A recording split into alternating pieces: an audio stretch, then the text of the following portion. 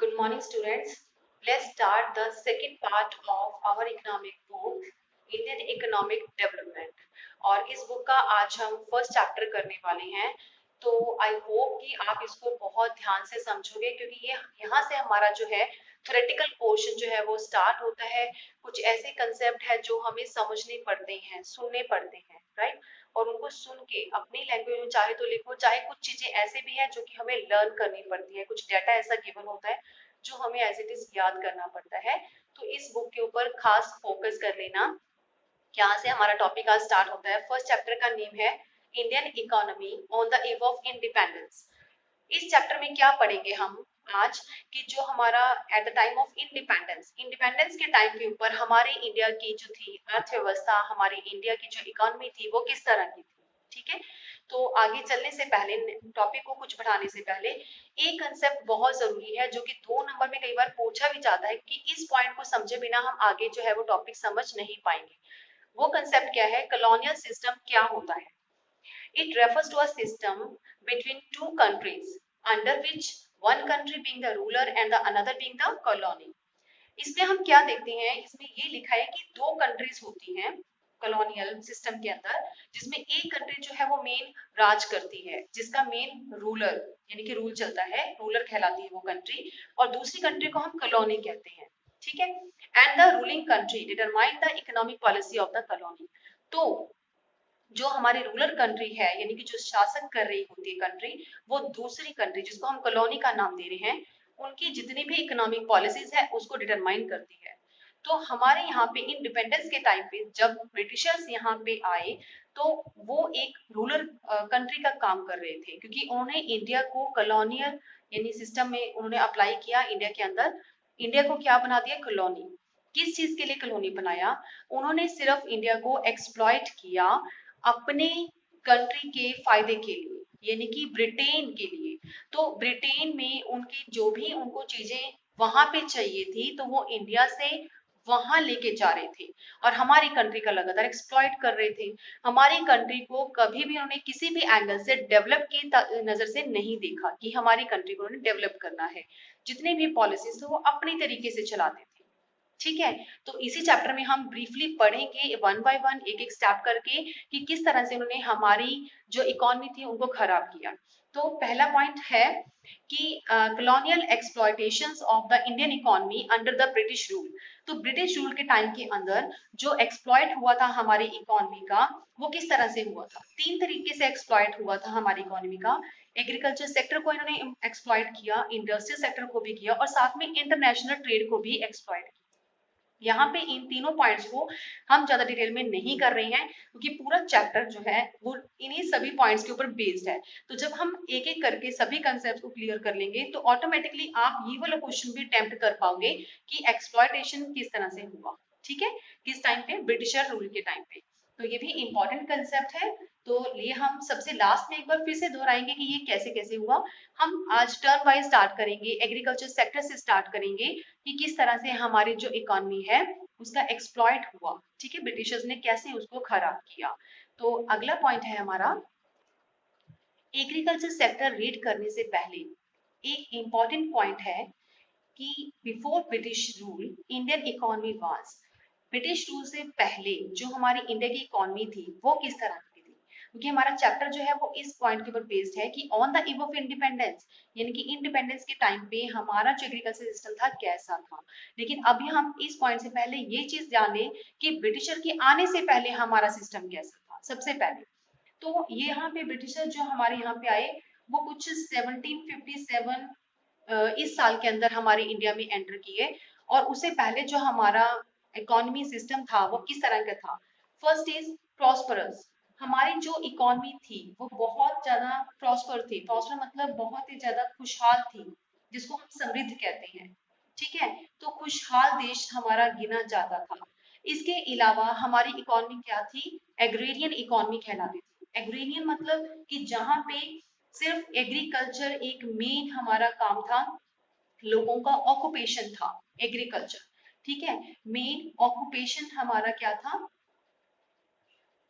Main occupation था agriculture. यहाँ तक कि 85% जो हमारे लोग थे वो एग्रेरियन में ही लगे हुए थे, इस काम में ही लगे हुए थे, एग्रीकल्चर के फील्ड में ही लगे हुए थे। ठीक है, तो उनका मेन क्या था काम कि सेल्फ सफिशिएंसी रिसीव करना, सेल्फ रिलायंस, सेल्फ सफिशिएंट होना उनका मेन काम था। तो हमारी जो इकोनॉमी थी वो सेल्फ सफिशिएंट थी, जबकि जब तक कि ब्रिटिश रूल यहाँ पे अप्लाई नहीं हुआ था, ब्रिटिशर्स हमारे इंडिया में नहीं आए थे तब तक। ठीक है, तीसरा था हैंडीक्राफ्ट। हैंडीक्राफ्ट का मतलब कि हमारे यहाँ पे हैंडीक्राफ्ट की इंडस्ट्रीज थी। हमारे यहाँ पे जो हैंडीक्राफ्ट के द्वारा हाथ से बना हुआ जो माल था वो काफी ज्यादा बनाया जाता था और उसकी पॉपुलैरिटी काफी ज्यादा थी, यानी कि इंडिया से बाहर भी इसकी पॉपुलैरिटी थी। So it had a required यानी कि acquired sorry international reputation in the international way. तो यानी कि इंटरनेशनल की बात करें तो उस जगह पे भी इनका जो था रेपुटेशन काफी अच्छी बनी हुई थी, क्योंकि वहां पे हमारे जो गुड्स थी वो काफी सेल की जाती थी, कहाँ पे, अब्रॉड में। ठीक है, तो हमारे कंट्री में से जो माल बनता था हैंडीक्राफ्ट का, वो उसका जो मेन जो था इंटरनेशनल, वो कहाँ पे हमारा सप्लाई होता था, एशिया में अलग अलग जगह पे हमारा जा रहा था, यूरोप में भी हमारा जो था माल सप्लाई हो रहा था, एक्सपोर्ट करते थे हम माल को। ठीक है, तो यानी कि इस तरह का था हमारा इंडिया, यानी कि उनके आने से पहले। इसके बाद हमारा नेक्स्ट पॉइंट आता है, अगर कोई क्वेश्चन आ जाए 3 नंबर में तो इस तरह से आप इसको लिख सकते हो। अगर नेक्स्ट पॉइंट है एग्रीकल्चर सेक्टर ऑन द इव ऑफ इंडिपेंडेंस। अब हमारा टॉपिक जो है इस चैप्टर का स्टार्ट होता है एग्रीकल्चर। तो एग्रीकल्चर सेक्टर कैसा था, लो प्रोडक्शन एंड लो प्रोडक्टिविटी इसका पहला पॉइंट है। हमारे इंडिया के जो प्रोडक्शन था वो कम था और उसकी प्रोडक्टिविटी भी कम थी। ठीक है, तो प्रोडक्शन और प्रोडक्टिविटी का मतलब क्या है, सपोज कर लो प्रोडक्शन का मतलब होता है टोटल आउटपुट, कितना आउटपुट हमारी इकोनॉमी के अंदर प्रोड्यूस हुआ। ठीक है, और प्रोडक्टिविटी मतलब पर हेक्टेयर कितना प्रोडक्शन होता है, पर hectare production. It means to say कि अगर हम एक हेक्टेयर की बात करें पर हेक्टेयर, और वहां पे हमारी जो प्रोडक्शन है वो कितनी हो सकती थी, ये हम चेक करते हैं कि हम अगर हम सिंपल सी बात ले लेते हैं कि एक 100 kg अगर हम प्रोडक्शन जो है इस फील्ड से अगर हम प्रोड्यूस करना चाहें तो वो इतनी कैपेसिटी, इतनी एफिशिएंसी जो है, इतनी एफिशिएंसी हमारी फील्ड के ऊपर है, एक हेक्टेयर पर हेक्टेयर जमीन के ऊपर। तो उस चीज को हम बोलते हैं प्रोडक्टिविटी, कि कितनी उसमें कैपेसिटी है, कितनी एफिशिएंसी है कि हमारे उतना जमीन का टुकड़ा जो है प्रोडक्शन दे सकता है। हमने एग्जांपल लिया 100 kg, लेकिन रियलिटी के अंदर जो एक्चुअल प्रोडक्शन हो रहा था, एक्चुअल प्रोडक्शन जो हो रहा था वो 50 kg ही हो रहा था। ठीक है, उसको बोलते हैं प्रोडक्शन, यानी कि टोटल प्रोडक्शन कितना हो रहा था 50 kg, यानी कि उसमें कैपेसिटी ज्यादा थी, प्रोडक्टिविटी ज्यादा थी 100 kg, लेकिन हाँ, यहाँ पे अगर हम बात करें प्रोडक्शन कितना था, कम हो रहा था। अभी यहाँ पे ज्यादा था मैं बोल रही हूँ, लेकिन ऊपर मैंने वर्डिंग क्या लिखी है, लो प्रोडक्शन एंड लो प्रोडक्टिविटी।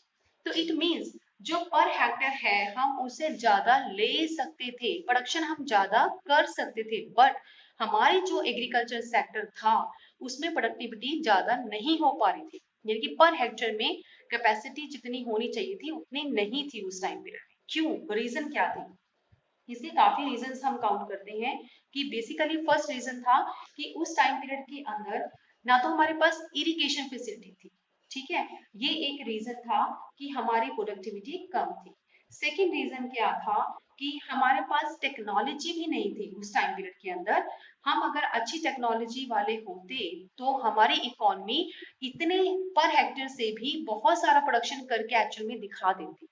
ठीक है, कैपेसिटी उसकी लो थी प्रोड्यूस करने की, जो कि होनी चाहिए थी, क्षमता ज्यादा होनी चाहिए, लेकिन कम थी हमारे इंडिया में उस टाइम। तीसरा क्या था कि नेग्लिजेंस यूज ऑफ फर्टिलाइजर, तो हम फर्टिलाइजर्स का इस्तेमाल भी नहीं कर रहे थे। ये तीनों पॉइंट थे जिससे हमारी प्रोडक्टिविटी भी कम थी और हमारी प्रोडक्शन भी कम ही रही। नेक्स्ट है high degree of uncertainty. Uncertainty का मतलब क्या होता है, जो कि हम सर्टेन नहीं है, जो हमें पता नहीं है, निश्चित नहीं है। तो एग्रीकल्चर फील्ड के अंदर हाई डिग्री ऑफ अनसर्टेनिटी काफी मौजूद थी उस टाइम पीरियड के अंदर। अनसर्टेनिटी किस चीज से होती है, जैसे कि हमारे जो हमने ऊपर पॉइंट्स रीड किए कि ये सारे पॉइंट्स हमारी एग्रीकल्चर फील्ड के अंदर नहीं थे, राइट। तो इट मीन्स कि जो पूरी हाई डिग्री हमारा जो था ध्यान था वो अनसर्टेनिटी जो रहता था वो किसके ऊपर हम फोकस करते थे, अपना आउटपुट के लिए। तो आउटपुट के लिए हमारा जो मेन पॉइंट था वो रेनफॉल के ऊपर डिपेंड था, और रेनफॉल क्या था, uncertain. I mean to say that कि जब भी हम आउटपुट की बात करते थे, जितना रेनफॉल ज्यादा होता था उतना ही आउटपुट हमारा ज्यादा होता था। ठीक है, क्योंकि उस टाइम के जो ब्रिटिशर्स थे, ब्रिटिश की जो गवर्नमेंट थी, ठीक है, ब्रिटिशर्स ने क्या किया, कोई फोकस नहीं किया, नो फोकस। किस चीज के लिए, हमारे इंडिया की एग्रीकल्चर को डेवलप करने के लिए, इनकी कोई परमानेंट मीन्स ऑफ इरिगेशन उन्होंने नहीं ध्यान दिया इस चीज की तरफ। मीन्स ऑफ इरिगेशन के बारे में उन्होंने बिल्कुल नहीं सोचा। ठीक है, तो अगर उन्होंने किसी चीज के लिए फोकस नहीं किया तो पूरे की पूरे हमारा जो इकोनॉमी थी वो किसके ऊपर डिपेंडेंट था, रेनफॉल के ऊपर। तो रेनफॉल क्या था, अनसर्टेनिटी। तो ये भी एक रीजन था कि हाई डिग्री ऑफ अनसर्टेनिटी थी हमारे एग्रीकल्चर फील्ड में, बारिश को लेके, रेनफॉल को लेके। इसीलिए जो एग्रीकल्चर जो था हमारा काफी ज्यादा बैकवर्ड सा था। डोमिनेंस ऑफ सब्सिस्टेंस फार्मिंग तीसरा पॉइंट है।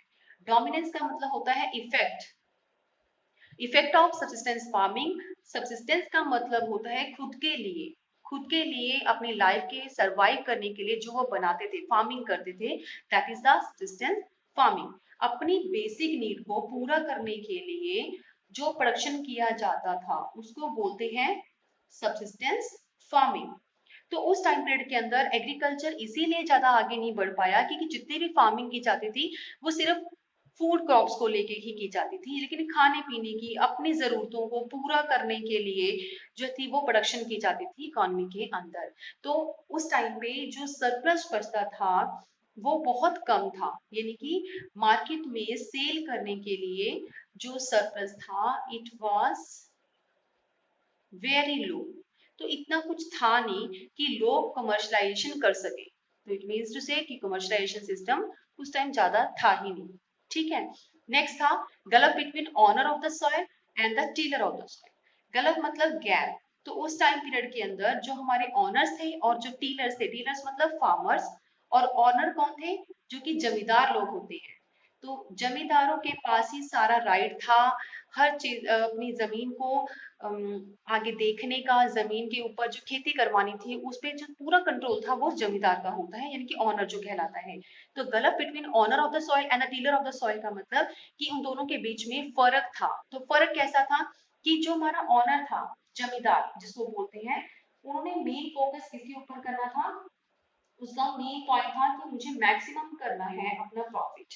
उसका मेन शेयर होता था आउटपुट के अंदर, शेयर ऑफ आउटपुट मेन उसका था।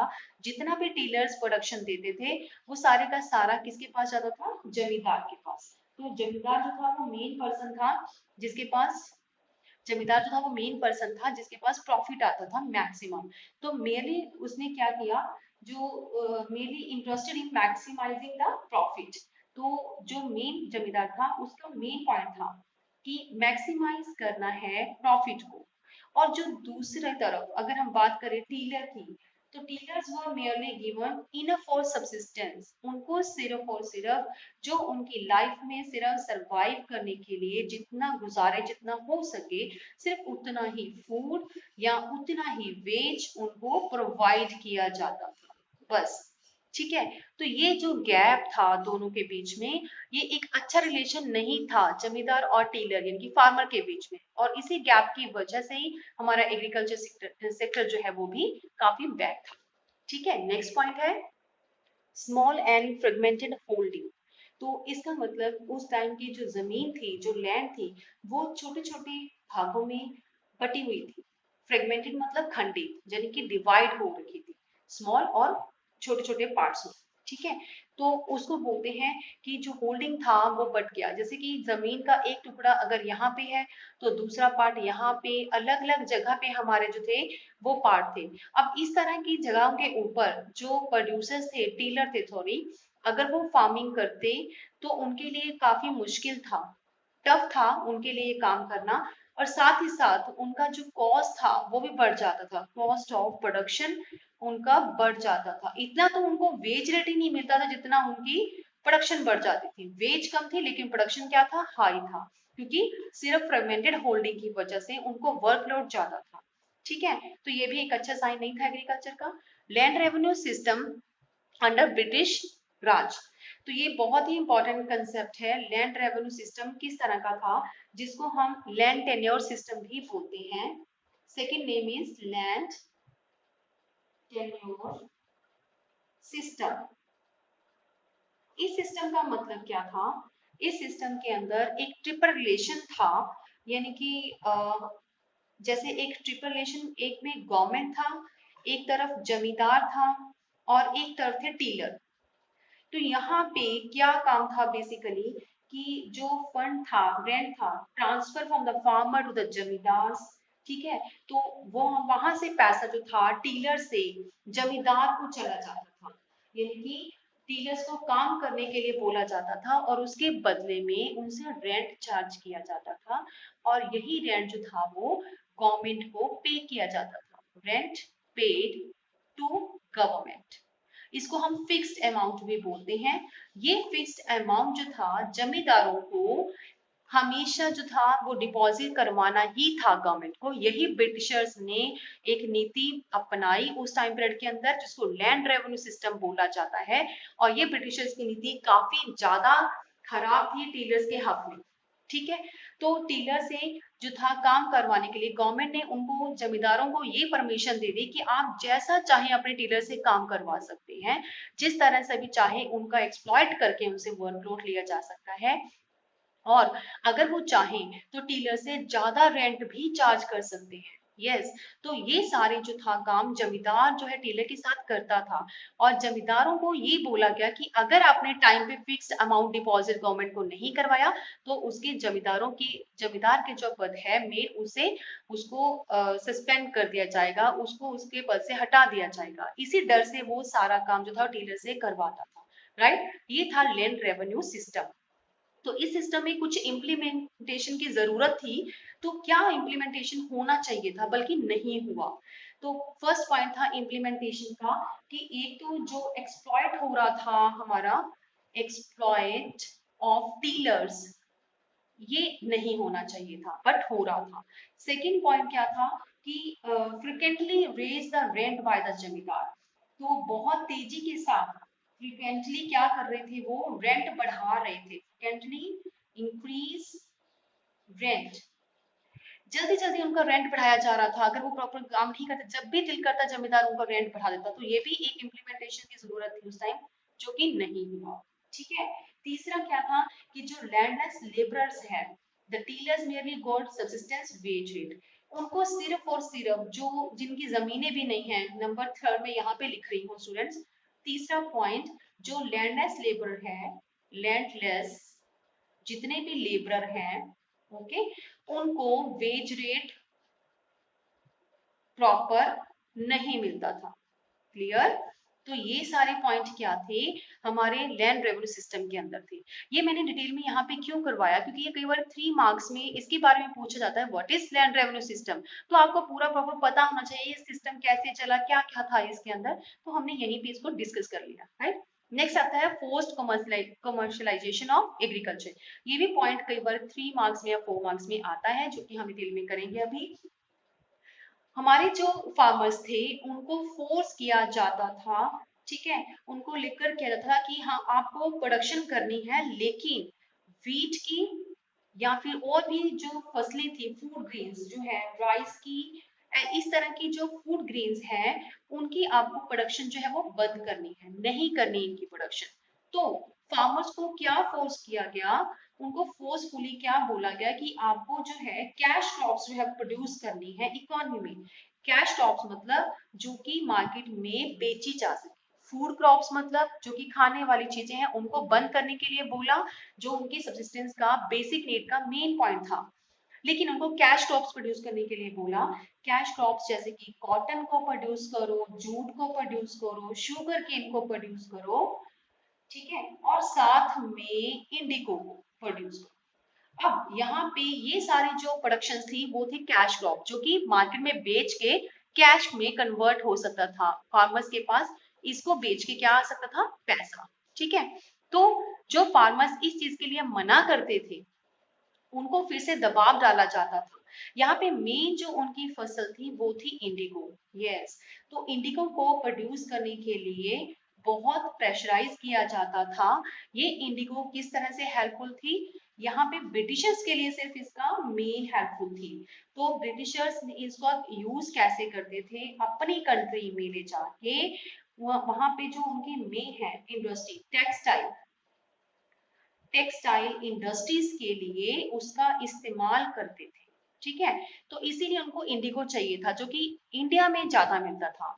इंडिया में इसको नील की खेती बोलते हैं, तो नील की खेती उस टाइम काफी की जाती थी। तो यहाँ पे नील का एक ड्रॉबैक ये था कि जहां पे नील की खेती की जाती थी उसके बाद उस जमीन के ऊपर कभी भी दोबारा कोई फूड क्रॉप जो था वो प्रोड्यूस नहीं किया जा सकता था, कभी कोई खेती नहीं पॉसिबल हो सकती थी। इसीलिए फार्मर्स इस तरह की खेती को करने में घबराते थे और वो मना करते थे। लेकिन धीरे धीरे उनको फोर्सफुली इस काम को करने के लिए बोला गया और उनको ये बोला गया कि इंडिगो आपका सेल होगा, हम उसको अपनी कंट्री में लेके जाएंगे और इसके बदले में आपको कैश दिया जाएगा। राइट, तो कैश के लिए उनको क्या बोला गया कि आपको एडवांस में जो है इस चीज के लिए पैसा मिल जाएगा। तो इस तरह की जो बात थी वो लोगों को बोला गया ताकि वो एक्सेप्ट करें उनकी ऑफर को। ठीक है, एक्सेप्ट टू एडवांस पेमेंट। अब इस तरह की पेमेंट्स के बारे में लोगों को बोला गया और लोगों ने अपनी मर्जी के बिना भी इस काम को करना शुरू कर दिया और धीरे धीरे इंडिगो की जो थी ज्यादा क्रॉप्स इंडिया के अंदर प्रोड्यूस होने चलेगी और इस तरह से कमर्शियलाइजेशन था वो इंडिया में स्टार्ट करना उन्होंने शुरू किया ब्रिटिशर्स ने। ये कुछ पॉइंट्स थे हमारे एग्रीकल्चर फील्ड से जुड़े हुए। इसी से जुड़ा एक अनदर कंसेप्ट है हमारा फीचर्स ऑफ इंडियन इकोनॉमी। आज हम वो भी कर लेते हैं क्लियर, क्योंकि ये थोड़ा बहुत ऊपर वाले कंसेप्ट से जुड़ा हुआ ही है। तो मेन फीचर्स किस तरह के था हमारा इंडियन एग्रीकल्चर फीचर्स आ जाए तो फर्स्ट है स्टेगनेंट इकोनॉमी। हमारी जो इकोनॉमी थी वो स्टेगनेंट इकोनॉमी कहलाती थी ऑन द इव ऑफ इंडिपेंडेंस। स्टेगनेंट का मतलब क्या होता है? बिल्कुल रुकी हुई, स्टिल जिसको हम बोलते हैं। ठीक है, तो उस टाइम पीरियड के अंदर हमारी इकोनॉमी क्या थी? स्टेगनेंट, यानी कि स्टिल। स्टिल मतलब बहुत कम डेवलपमेंट जिसमें होती है उसको हम स्टेगनेंट इकोनॉमी कहते हैं। लोअर डेवलपमेंट, जहां पे बहुत कम डेवलपमेंट, बिल्कुल ना के बराबर डेवलपमेंट होती है, उसको हम स्टेगनेंट इकोनॉमी कहते हैं। तो ये डेवलपमेंट हमें कैसे पता चला हमारी इकोनॉमी स्टेगनेंट है? जैसे यहाँ से हमें पता चलता है कि जो पॉपुलेशन है हमारी कंट्री की, वन थिंग हमारी जो पर कैपिटल इनकम थी, पर कैपिटा इनकम वो काफी कम थी। राइट, तो पर कैपिटा इनकम हम कैसे पता करते हैं? नेशनल इनकम को अगर हम पॉपुलेशन के साथ डिवाइड कर लेते हैं तो वो क्या बन जाता है? हमारा पर कैपिटा इनकम। तो स्टेगनेंट इकोनॉमी थी क्योंकि पर कैपिटा इनकम हमारी काफी कम थी। राइट, तो इसको हम देखते हैं एक डेटा के साथ कि कितनी कम हमारी इकोनॉमी के अंदर थी। नेशनल इनकम भी कम थी और पर कैपिटा इनकम कैसे कम थी? ईयर 1816 से लेके 1925 तक अगर हम पर कैपिटा इनकम की बात करें तो ये सिर्फ 0.5% पर एनम था। ठीक है, उसके बाद हमारे पास 1925 से लेके अगर हम 1950 तक की बात करें तो ये 0.1% पर एनम था, यानी कि हमारी जो इकोनॉमी थी वो स्टेगनेंट ही चल रही थी। पहले भी 0.5% ही था और उसके बाद तो और भी ज्यादा डाउन हो गया। ठीक है, तो यानी कि जिस टाइम पीरियड की बात करें, इंडिपेंडेंस का टाइम पीरियड था जो हमारा चल रहा, उस टाइम पीरियड के अंदर हमारी जो पर कैपिटा इनकम थी इट्स वर वेरी लो। ठीक है, इसीलिए हमारी इकोनॉमी में इनकम कम थी जिसकी वजह से हमारे पास ज्यादा रिसोर्सेज नहीं थे कि हम लोगों को रोजगार दे सके। अनएम्प्लॉयमेंट ज्यादा बढ़ता चला गया, अनएम्प्लॉयमेंट क्रिएट होने से पॉवर्टी ज्यादा और आगे बढ़नी शुरू हो गई और जिससे हमारी इकोनॉमी जो थी एज इट इज उसी पोजीशन पे चलती रही जैसे कि वो पहले थी, यानी कि स्टेगनेंट इकोनॉमी। ठीक है, नेक्स्ट आता है बैकवर्ड इकोनॉमी। तो बैकवर्ड इकोनॉमी का मतलब क्या होता है कि जिस कंट्री की पर कैपिटा इनकम लो होती है उसको बैकवर्ड इकोनॉमी बोला जाता है। पर कैपिटा इनकम जिसकी कम होती है उसको हम क्या बोलते हैं? इंडिया की जो पर कैपिटा इनकम उस टाइम थी वो 230 रुपीज थी, यानी कि पर कैपिटा इनकम एक पर्सन की इनकम हम एक साल के अकॉर्डिंगली बताएं तो सिर्फ 230 रुपए थी on the eve of independence. तो ये बहुत कम था, यानी कि per capita income as compare to other countries बहुत ही कम था। तो उन्हीं कंट्रीज के साथ कंपैरिजन करके हमने चेकआउट किया कि हमारी जो इकोनॉमी है काफी बैकवर्ड है। ठीक है, तो देखा जाए तो स्टेगनेंट और बैकवर्ड इकोनॉमी एक जैसे लगते हैं। हमने इसको दो पॉइंट्स में क्यों कन्वर्ट किया स्टूडेंट, यहाँ पे उन दोनों के बीच में फर्क है। बैकवर्ड इकोनॉमी क्या होती है, वन थिंग पहले ये चेक करो। बैकवर्ड इकोनॉमी जहाँ पे पर कैपिटा इनकम कम है, राइट, और उसके साथ साथ एक ऐसी कंट्री जिसकी मेन जो काम था फार्मिंग, जैसे हम बात करें तो बैकवर्ड इकोनॉमी क्या थी कि मेन ऑक्यूपेशन क्या था इस कंट्री का, मेन ऑक्यूपेशन सिर्फ और सिर्फ क्या था, फार्मिंग करना, राइट, सिर्फ और सिर्फ फार्मिंग करना था। तो use labour other than capital, तो यहाँ पे बैकवर्ड इसलिए भी था क्योंकि हम लेबर इंटेंसिव देखते थे, यानी कि सिर्फ लेबर को इस्तेमाल करते थे, यूज करते थे, कैपिटल हमारे पास कम थी और कैपिटल का इस्तेमाल नहीं कर रहे थे। तो ये भी हमारा बैकवर्ड को शो करता है। ठीक है, थर्ड था कि जो एब्सोल्यूट हमारी पॉवर्टी थी, एब्सोल्यूट पॉवर्टी जबकि गरीबी ज्यादा होती है, ठीक है, और अगर गरीबी ज्यादा है तो लो स्टैंडर्ड ऑफ लिविंग था। तो ये सारे पॉइंट हमें क्या दिखाते हैं कि हमारी इकोनॉमी क्या थी, बैकवर्ड। तो ये लो स्टैंडर्ड ऑफ लिविंग था और फार्मिंग कर रहे थे, farming as subsistent not for profit, तो सिर्फ और सिर्फ फार्मिंग की जाती थी सब्सिस्टेंस के लिए, सब्सिस्टेंस के लिए और प्रॉफिट के लिए नहीं। तो इस तरह के कंसेप्ट हमारे कौन सी इकोनॉमी में देखने को मिलती है, बैकवर्ड इकोनॉमी। अब इसके ऑपोजिट अगर हम स्टेगनेंट इकोनॉमी की बात करें तो उसमें और इसमें क्या फर्क है। तो यानी कि हर एंगल से अगर हमने हर एक फील्ड में अगर हमने नजर मार के देखा है तो हमारी इकोनॉमी नीचे गिर रही है, तो इसमें बैकवर्ड इकोनॉमी है। और स्टेगनेंट इकोनॉमी जहां पे हमें पर कैपिटा इनकम से पता तो चलता है कि हमारी इकोनॉमी लो है, बट इसके साथ साथ हम ये भी एक पॉइंट साथ में लिखते हैं, prolong period of slow economic growth, यानी कि जिस कंट्री की बहुत लंबे टाइम से इस तरह की पोजीशन बनी हुई है, prolong period of slow economic growth, तो उस कंट्री को हम एक स्टेगनेंट इकोनॉमी का नाम भी दे देते हैं साथ में। बैकवर्ड को हम इसी कंट्री के इस साल के अकॉर्डिंगली हम जजमेंट कर रहे हैं कि ये इकोनॉमी हमारी बैकवर्ड है। लेकिन जो चीज बहुत लंबे टाइम से प्रोलॉन्ग पीरियड से हमारी लगातार ऐसे ही चलती आ रही है तो वो बैकवर्ड होने के साथ साथ स्टेगनेंट भी है। स्टेगनेंट मतलब स्टिल रुकी हुई। Is it clear? Next point है, नेक्स्ट हम बात करके हटे कि जो हमारा एग्रीकल्चर है वो बैकवर्ड था।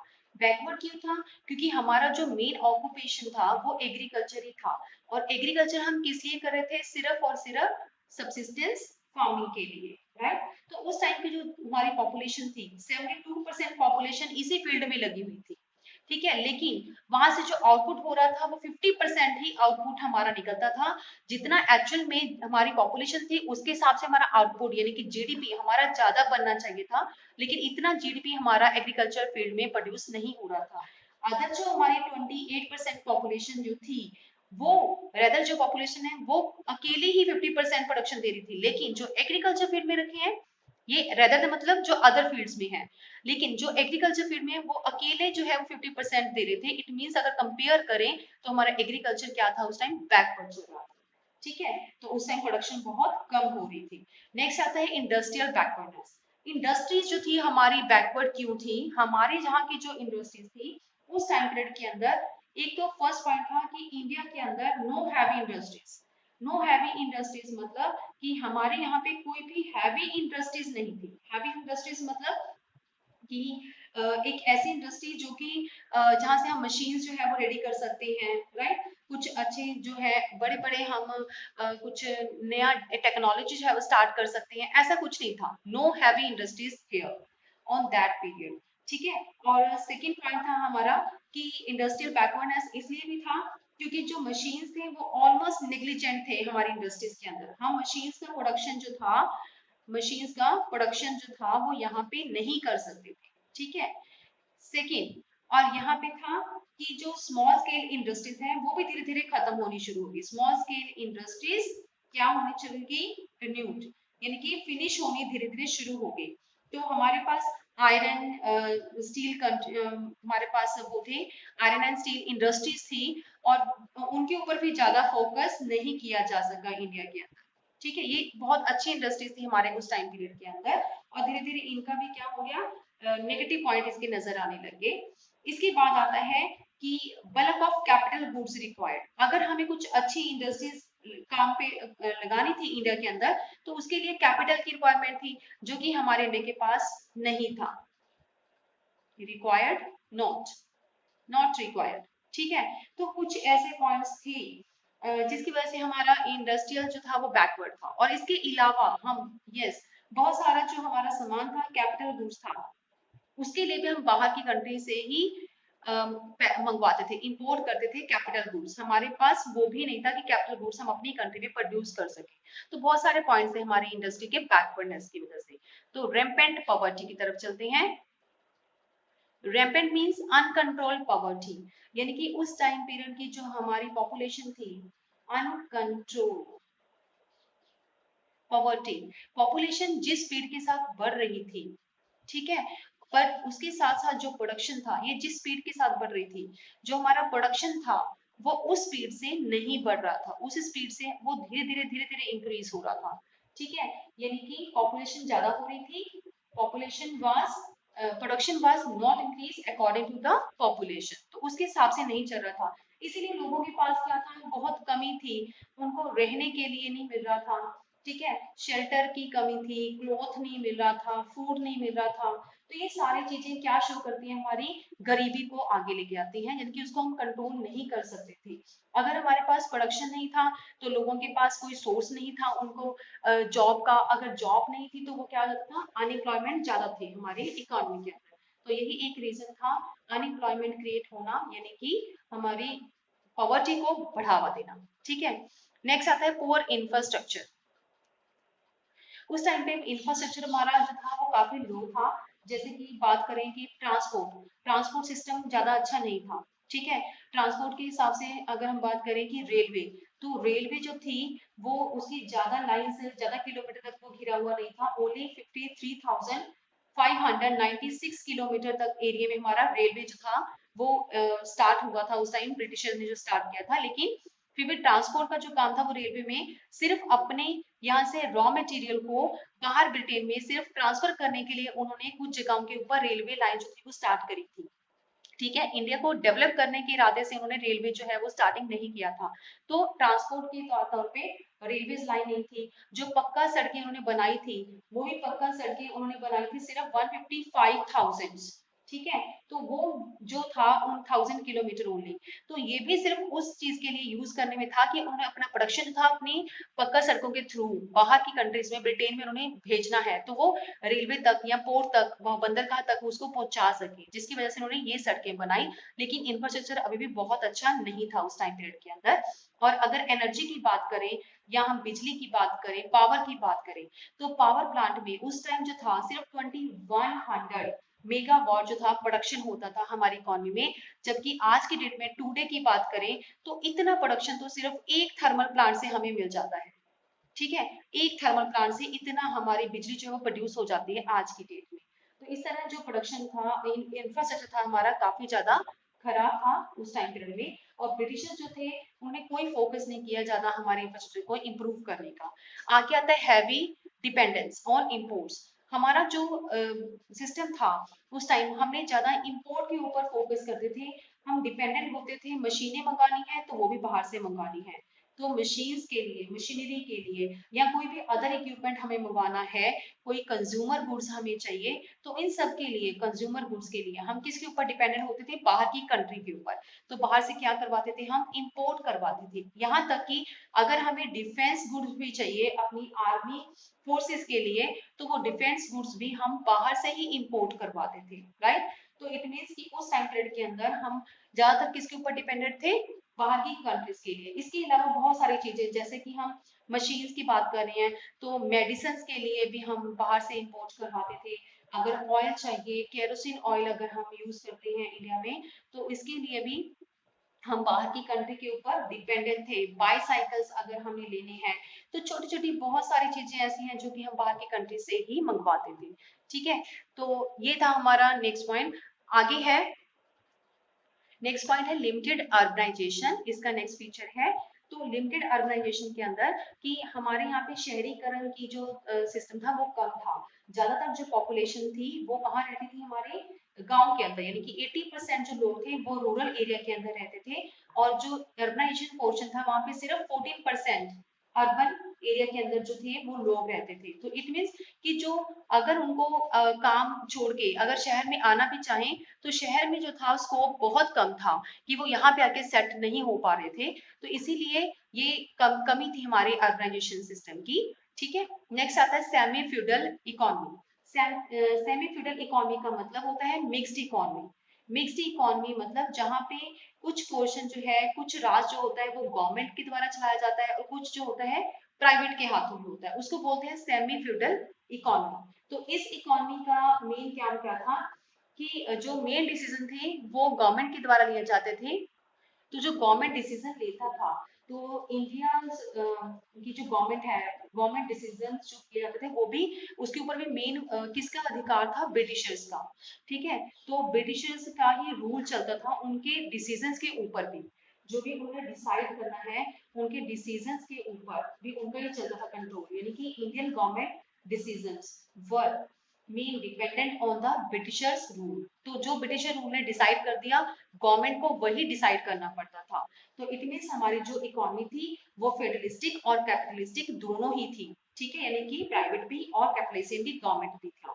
ठीक है, तो इसका हमारी इकोनॉमी पे क्या फर्क पड़ा? इकोनॉमी में ये फर्क पड़ा कि जो हमारी इकोनॉमी थी वो प्रॉपर नहीं चली।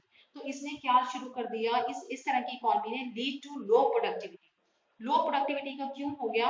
क्योंकि जब हम बात करते हैं कि गवर्नमेंट डिसीजन लेती थी तो वो किसके बिहाफ पे ऊपर, ब्रिटिशर्स के। और ब्रिटिशर्स ने कभी भी इंडिया का जो है फेवर नहीं किया। उस टाइम पीरियड में जो भी डिसीजन लिए जाते थे वो सिर्फ और सिर्फ ब्रिटिशर्स अपने फायदे के लिए लेता था, और हमारी प्रोडक्टिविटी की तरफ उसका कोई ध्यान नहीं था। तो it leads to the low productivity, और low productivity means backwardness, lead to backwardness. तो इसी तरीके से हमारी जो इकोनॉमी थी वो क्या होने लगी, बैकवर्डनेस।